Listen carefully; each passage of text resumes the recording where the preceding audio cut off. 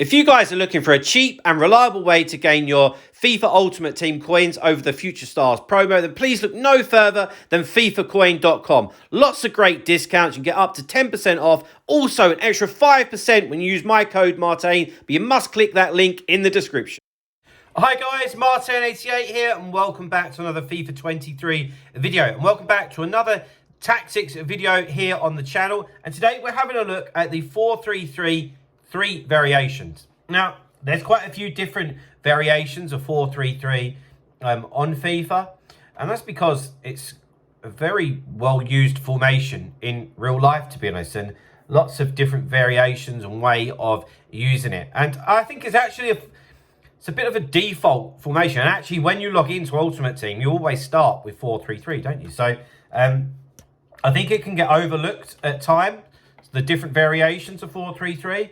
But I'm a fan of them, and I'm going to show you one of the different variations today with the 4-3-3 variation. So let's get straight into it. Let's have a chat and let's have a look at what we're dealing with.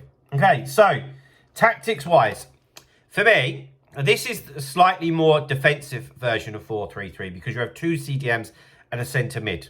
All right. So I think you can afford to be a little bit more aggressive with the way that you press. You don't want to be a sitting duck. I say this a lot for more defensive formations. Although something's only ever a defensive formation if you make it that, okay? So I go for pressure on heavy touch. I say this a lot in my coaching sessions. If you're somebody that can put a lot of pressure on manually, which I can as an example, then play it on balanced. If you feel like you need a little bit more help with that, go pressure on heavy touch. So that's personal preference, like it is with everything within these tactics, okay? These are just a bit of a blueprint, okay? Always change them to what you think that you're good at or what you might need help with, that type of stuff, okay? But for the sake of this video, we'll have it on pressure on heavy touch. Defensive width, I've got it on 45. That's generally a staple if I'm playing 4 at the back, because we want to be nice and compact, nice and narrow, of course, because a lot of people just like to play through the middle. So we need to be nice and congested in there to be able to combat that. It's the truth. Defensive depth 50. We definitely don't want to go any lower than that, because like I said, if you start dropping off too much, that is really going to allow your opponent a lot of the ball. And I think eventually you'll crumble unless you're absolutely amazing defensively. If you are amazing defensively, you don't need to sit back that much, okay? So defensive depth, 50 as a minimum, all right? Build-up play, balanced. I'm kind of sick of saying this, and I say it a lot in my coaching sessions, but the reason for having the build-up play unbalanced is for the variation. Variation is what keeps your opponent thinking, what is this guy going to do next? He's going left, he's going right, he's going long, he's going short, he's going fast, he's going slow, like all that type of stuff.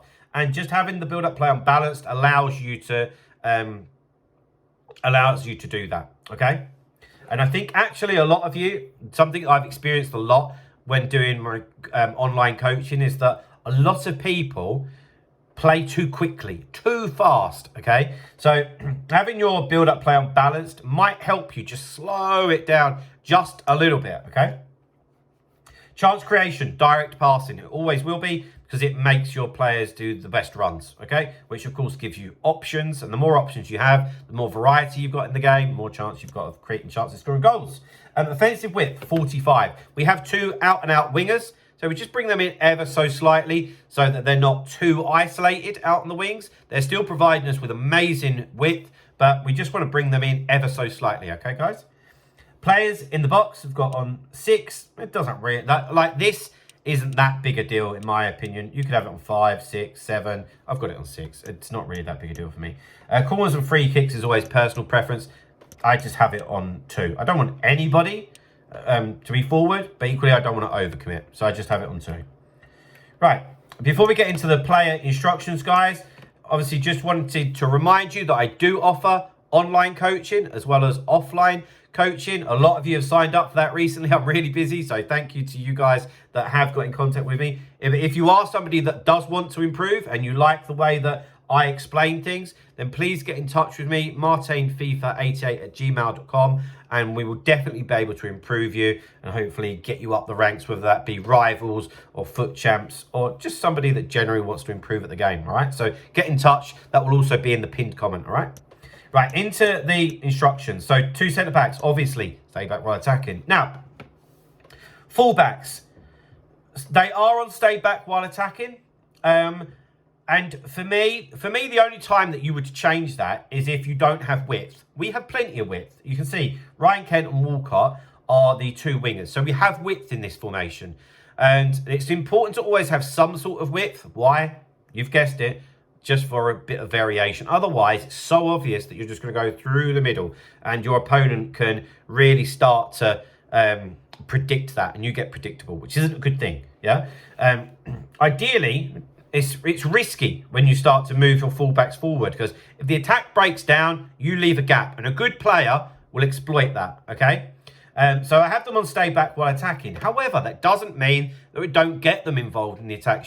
It's a little bit more manual, okay? It's on our terms when they get forward, and that's what you want, okay? And you won't get both of them bombing forward at the same time. So, yeah, stay back while attacking, but they will get involved in the attack by dribbling with the ball or triggering runs or just taking the ball forward if there's open space just to get your team up the pitch, okay? Right. The 2 CDMs, which here I've got Clarence Seedorf and Arsenal's captain, Martin Odegaard, could be lifting the trophy. Who knows? At the end of the season. So, for CDMs, I think that it's changed over the years. Like, in previous installments, I say changed over, like, I'm talking 3-5 year period here, not just from last year. People would want out-and-out CDMs. People like a Vieira, a Kante. I want somebody that's got a bit more about them. I do want them to be all right at defending, but I'm not besotted by the defensive stats, their body type, the frame, all of that type of thing. I want a bit more of an all-rounder. I really like Odegaard for that, to be honest. And then I've got Seedorf as well, who offers different qualities. Both of them cover centre, all right? Because we want to crowd that middle part of the pitch. We want to be congested. And as CDMs, they will sit nice and deep when you're defending and protect that defensive line. And obviously you can interchange between the 2 of them to try and cut off those passes into the box, which will hopefully force them out wide, which is probably where people don't want to go. So that's why we have them on cover centre. Also have cut passing lanes. This is something that only applies for CDM, so have it switched on. And we have balanced attack, because we don't want this to be too defensive. We do want them to get involved a little bit. They're not going to be bombing forward, but they will get involved, okay? And nice little bit of variety, having a left footer and a right footer. Right, into the centre mid position, okay? Which I almost treat a little bit more as like a cam position in a way. So it's Mahrez. He's got the 5-star skills, nice and silky on the ball, can really look after it if he's a little bit isolated. Get forward and cover centre. So we want them to be in the middle of the pitch and he is going to support, get forward. He's almost going to act like a cam. And stay on the edge of the box for crosses, okay? Because we'll have Walcott, Zola and Kent in the box, okay? Someone just to hang literally right on the edge. Someone to come back to or who can create something. We don't want everybody in there, in my opinion, okay? So that's quite a crucial role within this formation.